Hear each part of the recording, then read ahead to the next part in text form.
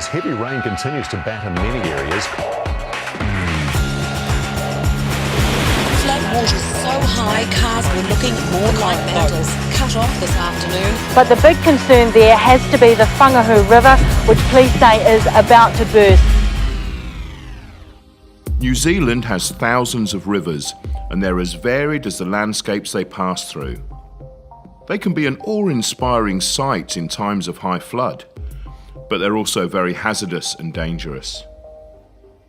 Flooding is the major natural hazard New Zealanders face because it occurs so often and can cause widespread destruction and harm. On average, there's a major flood every 8 months, causing serious damage and losses. This threat has long been recognised. New Zealand has around 370 flood protection schemes, mainly made up of stop banks and erosion protection works. They're generally well managed and do what they were designed to do. Most schemes were established between 1960 and 1990, with central government providing the majority of capital funding and significant contributions to ongoing maintenance costs during that period.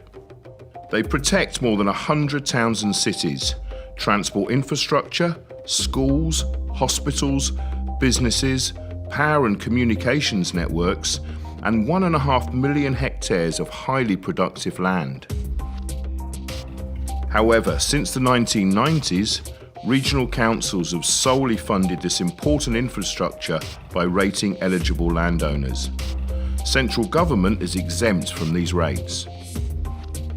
It is now estimated that these assets are worth around $2.3 billion and that they provide around $11 billion worth of nationwide benefits annually. Currently, regional councils spend about $200 million a year on maintenance and capital works, an important investment for this crucial infrastructure.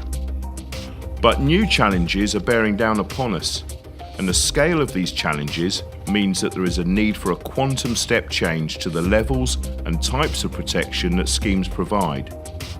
Our urban areas are growing, and the threat to people, property and productivity has increased compared to 30 to 60 years ago. Climate change is causing more extreme weather, and adapting our flood defences to accommodate larger and more frequent flood events is critical. We also need to be more future-focused than in the 1960s. Today's flood protection schemes must meet wider objectives: social, cultural, economic and environmental. They must help us achieve sustainable land use, recognise tangata whenua concerns, and be better for our waterways and their ecosystems. All these challenges are with us now. They will only become more complex and difficult as time passes. Addressing them will require a large increase in flood protection investment, and responsibility falls on both central and local government. The national interest is clear. Government has a mandate to protect public safety, encourage community resilience, mitigate economic risks, and protect vital public infrastructure in a manner that addresses the increased risks from climate change.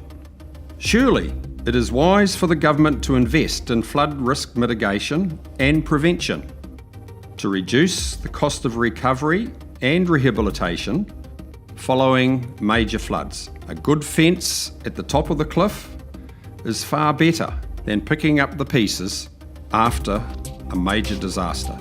Regional councils are ready to step up to meet the future challenges for river management and flood protection on behalf of all New Zealanders. Many of us are already engaging with our communities, doing the necessary investigations and substantially increasing our rate funding commitments. But it's time for central government to return to the table as a financial partner to recognise the national interest in providing fit-for-purpose river management and flood protection schemes. We need to all work together to ensure that the necessary changes can be made and completed in a timely and community-focused manner.